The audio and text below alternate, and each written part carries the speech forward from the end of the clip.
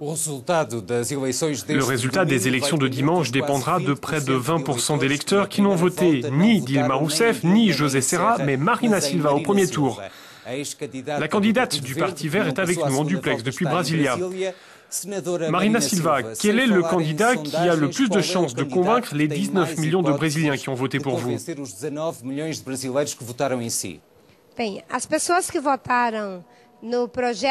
Les électeurs qui ont voté pour le projet que j'ai représenté au premier tour sont des gens qui ont exprimé leur opinion profonde, marquée par une préoccupation significative en faveur du développement durable. On a voulu rester indépendants et demander à nos électeurs qu'ils étudient les propositions de chacun des candidats. Ensuite, c'est à chacun de prendre sa décision librement et en conscience en pensant à ce qui est le meilleur pour le Brésil et pour l'avenir de la planète.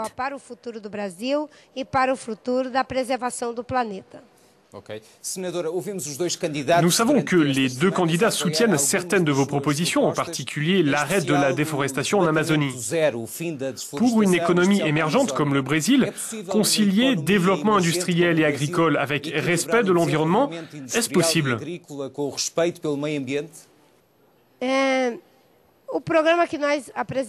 Les candidats ont accepté en partie le programme qu'on leur a proposé. Dilma Rousseff a accepté un certain nombre de nos propositions, plus que José Serra. L'un des points prioritaires qu'on a proposé, c'était le besoin d'un modèle de développement qui préserve les ressources naturelles et surtout le maintien de la loi qui protège les forêts actuellement. Dans notre pays, environ 60% du territoire est couvert de forêts et c'est parfaitement possible de concilier les deux. Avoir un projet de développement qui génère des emplois et du profit tout en préservant l'environnement. Le grand défi de ce début de siècle, c'est de réussir à intégrer économie et écologie dans la même équation. Et le Brésil est le pays qui réunit les meilleures conditions pour y parvenir.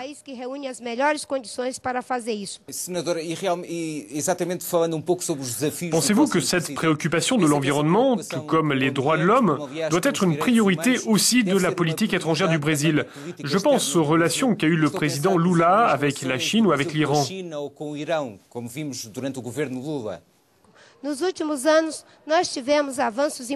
Ces dernières années, on a assisté à des avancées importantes dans la politique extérieure du président Lula. Le rôle majeur qu'il a eu au sein du G20, du G77, la relation qu'il a pu avoir avec d'autres pays, notamment les pays africains, basés sur le principe de la coopération fraternelle, tout ça, c'est très bien.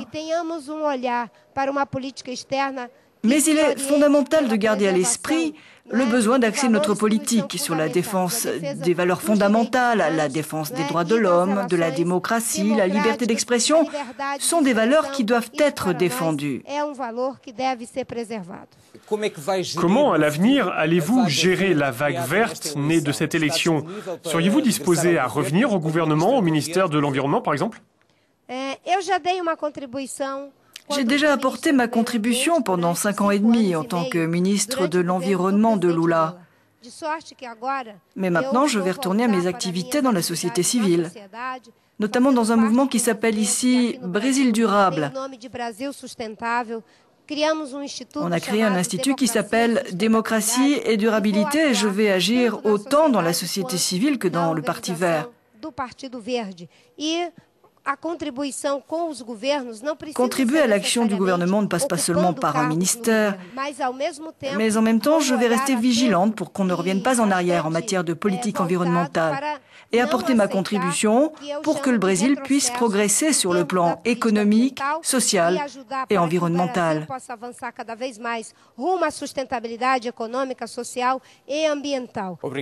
Merci Marina Silva, ex-candidate écologiste qui ne votera pas blanc dimanche mais qui maintient le suspense sur son vote. C'est donc la porte ouverte à une éventuelle candidature dans 4 ans? Comme je dis toujours, je ne suis pas en train de penser à la prochaine étape électorale. Je suis prête à travailler d'abord pour créer une 3e voie au Brésil. Je n'ai pas l'intention de me positionner comme candidate dans l'immédiat. e não vou a priori me colocar nesse lugar de candidato. Obrigado, Marina Silva.